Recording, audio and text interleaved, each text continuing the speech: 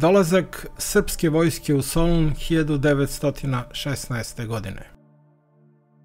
Nakon oporavka i reorganizacije na Krfu, srpska vojska je prebačena u Solun u periodu od 12. aprila do 21. maja 1916. godine. Iskrcavanje je izvršeno u Mikri, kroz čiju kasarnu i logore je prošla glavnina srpskih trupa.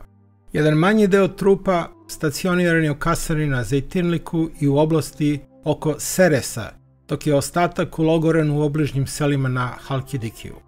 Zajedno sa vojskom, u Solun je prebačen i štab vrhovne komande i Solun je također postao i sedište srpskog prestolonasilnika Aleksandra Karađorđevića. Već od prvog dana iskrcavanja započeto je sa reorganizacijom vojske, koja je rezultirala formiranjem 3 srpske armije.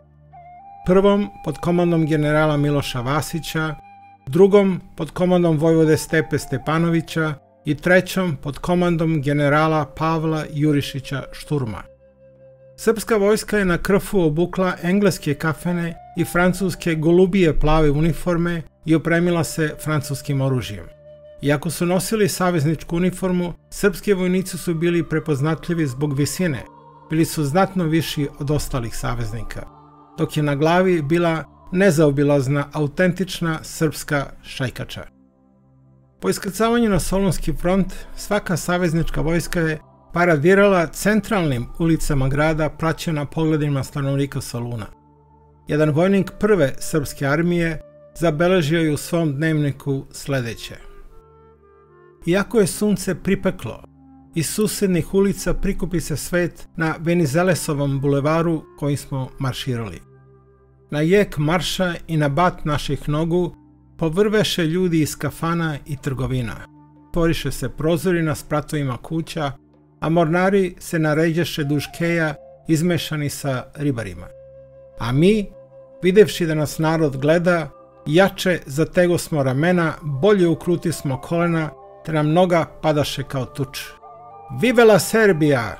Živela Srbija! Pozdraviše nas najpre francuski vojnici i oficiri koji su dotle sedeli za stolovima u bašti preko puta Baes Kule. Onda mnogi ustadoše, pa mašući vojničkim kapama i kačketima, pritrčaše trotoaru uz uzvike na francuskom Živela Srbija, živeli Srbi. Neka vidi svet da mi sada nismo oni dronjavi vojnici, oni besprizornici rata za koje je neprijatelj oglasio da su propali u Albaniji. Oh, kako smo ponosni što vam ovaj narod kliče, pozdravlja nas, cveća nam baca i trči za nama. Parada u Solunu je bila od velikog emotivnog značaja za srpske vojnike. Prema njihovim svedočenjima pokazali su sebi i saveznicima da više nisu bila ona iznemogla vojska koja je nekoliko meseci ranije prošla albansku Golgotu. Iznenađenje nije izostalo ni među stanovnicima Soluna koji su usled snažne pronemačke propagande rojalističke štampe bili u uverenju kako srpska vojska u pravom smislu te reči više ne postoji. Neka im je večna slava, da se ne zaboravi.